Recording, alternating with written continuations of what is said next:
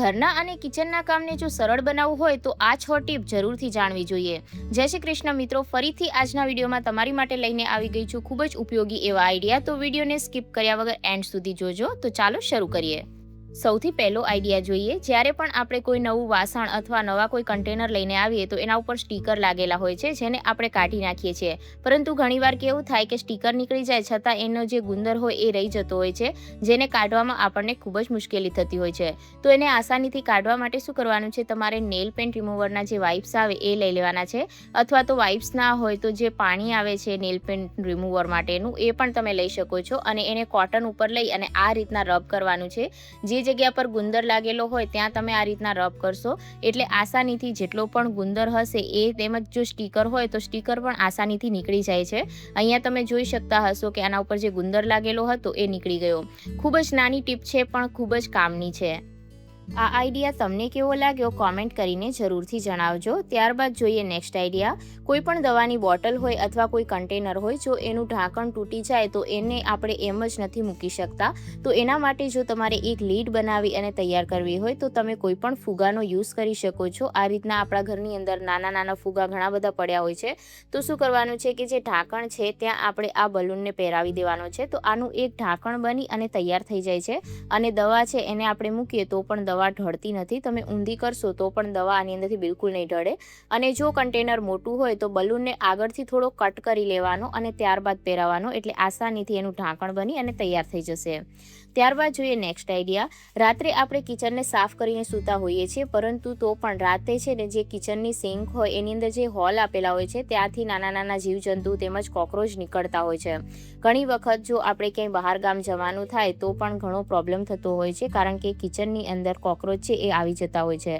તો એવું ના થાય એના માટે શું કરવાનું છે, તમારે એક પ્લાસ્ટિકની થેલી લઈ લેવાની છે। આ રીતની જે ટ્રાન્સપેરન્ટ પોલિથીન આવે એ લેવાની છે। ત્યારબાદ આપણે એને અડધી પાણીથી ભરી લઈશું અને આ રીતના ગાંઠ લગાવી દેવાની છે। અને આને આપણે આ રીતના સિંકની વચ્ચોવચ્ચ મૂકી દેવાની છે, જેથી જે માર્ગ છે આવવાનો કોકરોચ માટેનો એ બંધ થઈ જશે અને કોકરોચ છે એ સિંકમાંથી બહાર બિલકુલ પણ નહીં આવે। ત્યારબાદ જોઈએ નેક્સ્ટ આઈડિયા। ઘણી વખત આપણે બ્લિંકિટમાંથી કે કોઈ પણ ઓનલાઈન વસ્તુ આપણે મંગાવીએ તો આ રીતની આપણને પેપર બેગ સાથે મળતી હોય છે। આ પેપર બેગના ઘણા બધા ઉપયોગ છે, તમે આને ઘણી રીતે ઉપયોગમાં લઈ શકો છો, પરંતુ આજે હું તમને એકદમ સરળ પણ એકદમ સારો એવો આઈડિયા જણાવીશ। તો શું કરવાનું છે, સૌથી પહેલાં જે ઉપરના જે બંને હેન્ડલ છે એને આપણે કટ કરી લેવાના છે।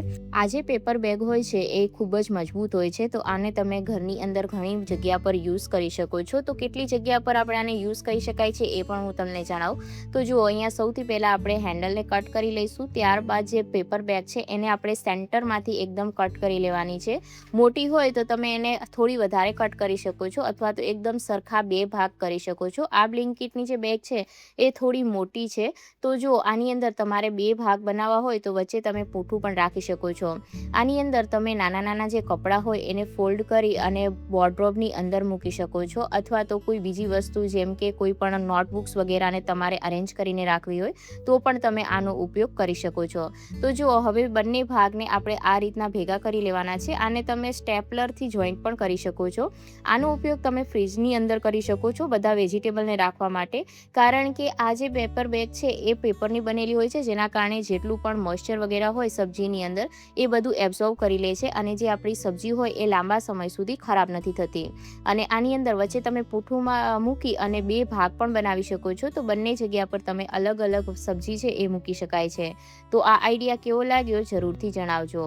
ત્યારબાદ જોઈએ નેક્સ્ટ આઈડિયા। જ્યારે પણ આપણે વધારે માત્રામાં ડુંગળી લઈને આવીએ ત્યારે એની સાથે આપણને આ રીતની બેગ મળી જતી હોય છે। આનો પણ આપણે ઘણી રીતે ઉપયોગ કરી શકાય છે, પરંતુ આજે હું આમાંથી તમને એક આઈડિયા જણાવવાની છું। તો એના માટે સૌથી પહેલાં વચ્ચેથી આપણે એને એકદમ સારી રીતના કટ કરી લેવાની છે। જો બેગ નાની હોય તો તમારે એને કટ કરવાની જરૂર નથી, પરંતુ મોટી બેગ છે એટલે મેં અહીંયા વચ્ચેથી કટ કરી છે। ત્યારબાદ જે રીતના હું તમને વિડીયોમાં બતાવી રહી છું એ જ રીતના તમારે એને ફોલ્ડ કરતું જવાનું છે। બોલવા કરતાં તમને વિડીયોમાં દેખાશે એમ તમને વધારે સમજ આવશે. અને જે ખુલ્લો ભાગ છે એને આપણે અંદરની સાઈડ વાળીશું અને ઉપરની સાઈડ છે આપણે આ રીતના ફોલ્ડ કરી દેવાની છે. ત્યારબાદ શું કરવાનું છે કે સોય અને દોરાની મદદથી આને આપણે સીવી લેવાનું છે, જેથી આપણું એક સ્ક્રબર બની અને તૈયાર થઈ જશે. ઘણી વખતે નાહવા સમયે આપણે પગની ફાટેલી જો એડીઓ હોય તો એને ઘસવા માટે સ્ક્રબરની જરૂર પડતી હોય છે, તો ત્યારે તમે આનો યુઝ કરી શકો છો, કારણ કે આ જે છે એ ખૂબ જ સરસ હોય છે. આનો તમે સ્ક્રબર તરીકે યુઝ કરો તો ખૂબ જ સારું એવું કામ કરે છે. તેમજ તમારે જો કિચનની ટાઇલ્સ છે એને ક્લીન કરવી છે અથવા તો સિંકને ક્લીન કરવી છે તો તમે એમાં પણ એનો યુઝ કરી શકો છો, અથવા તો બાથરૂમની જે ટાઇલ્સ હોય એને ક્લીન કરવા માટે પણ આપણે આનો ઉપયોગ કરી શકાય છે. મિત્રો, તમે આનો ઉપયોગ કઈ રીતના કરો છો ઘરમાં અને કઈ રીતના રીયુઝ કરો છો એ મને કોમેન્ટ કરી અને જરૂરથી જણાવજો. અને આટલી ટિપ્સમાંથી કઈ ટિપ્સ તમે તમારા ઘરની અંદર ફોલો કરો છો એ પણ મને કોમેન્ટ કરીને જરૂરથી જણાવજો. તો જો આપણું સરસ એવું એક સ્ક્રબર બની અને તૈયાર થઈ ગયું છે. આને હું તમને ટાઇલ્સમાં ઘસી અને બતાવી દઉં. આની અંદર જ્યારે આપણે ડીશ લિક્વિડ ઉમેરીએ ત્યારે ખૂબ જ સરસ એવા ઝાગ બને છે, જેથી વાસણ જો તમારે ઘસવા હોય તો વાસણ પણ એકદમ સરસ રીતના ક્લીન થઈ જાય છે. વધારે સ્ક્રબ કરવાની જરૂર નથી પડતી અને આસાનીથી વાસણ એકદમ ચોખ્ખા થઈ જાય છે. અહીંયા તમે જોઈ શકતા હશો કે જે ટાઇલ્સ છે કેટલી સરસ રીતના ક્લીન થઈ ગઈ છે. મિત્રો, અત્યાર સુધી જો તમને વિડીયો પસંદ આવ્યો હોય તો વિડીયોને એક લાઇક અને શેર કરવાનું ભૂલતા નહીં,